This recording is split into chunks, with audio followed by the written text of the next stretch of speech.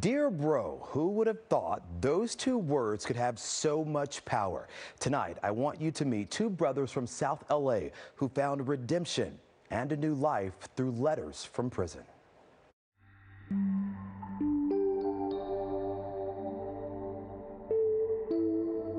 Dear Bro, happy holidays, bro. Praying for your well-being and overall good health. For David Glenn of Los Angeles, they are his most treasured possessions. Despite the worst things we have done and been through. Encouragement and wisdom stuffed in an envelope. You know, in prison, you need that reassurance. David, a former inmate at Pelican Bay State Prison, referring to a series of letters sent by his big brother, Lamai. So it's certainly been a long journey for you brothers. A hell of a journey.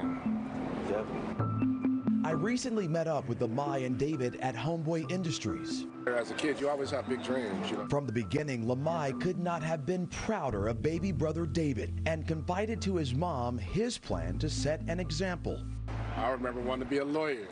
Lamai and David grew up in South LA. As teens, they succumbed to their surroundings and the peer pressure. The street and gang culture at a young age, you know, hustling, selling drugs. And gun violence. There were arrests and felony convictions. David was sentenced to 19 years at just 19 years old. 2 years later, at 23, Lamai got 10 years. It seemed like the end of the road. Going to state prison, being transferred to private prisons as a California inmate. Prison brutality nearly broke Lamai, but an epiphany shortly before release changed his trajectory. My ancestors weren't allowed to read and write. You know, they had to sneak. Once paroled in 2015, Lamai walked through the doors of Homeboy Industries. He worked the gift shop. He also worked in the cafe and got the support he needed to change direction. Breaking generational curses. Lamai enrolled at LA Community College. He wasn't typical. You know, I come in as an older student. I didn't come straight from high school. Kind of lived life, had, you know, different life experiences. Lamai also had a young son. Oh, yeah, I'm a father. Lamai Jr. was there when his dad graduated community college. Lamai then enrolled at Cal State LA. Yet another new world. You know, the whole grind of being a college student, a scholar, you know, writing papers and reading. Who would have thought I would have been a college student, bro? Here we are. While Lamai was hitting the books at Cal State LA, I believe I was in the SHU at the time. The solitary housing unit. Lamai's letters, his only connection to another human. Lamai wrote about his new reality. As I continue to push forward. He even sent some of his lecture papers. Like, look, this is an example of a lecture paper, just in case you don't know. Or this is what I got on this grade on this exam. For 5 years, the letters and papers kept coming. I'm happy today as I examine many of the accomplishments. Alone in his cell, it dawned on David. I never really bonded with my brother on an intellectual level as kids, so to hear him articulate himself in a way that kind of sounds like a scholar, I'm like, wow, he's really educating himself. You know, education is powerful. It's a liberation. It gave me hope. David started courses offered through the prison system. Lamai kept writing, ending every letter the same. Can't stop, won't stop.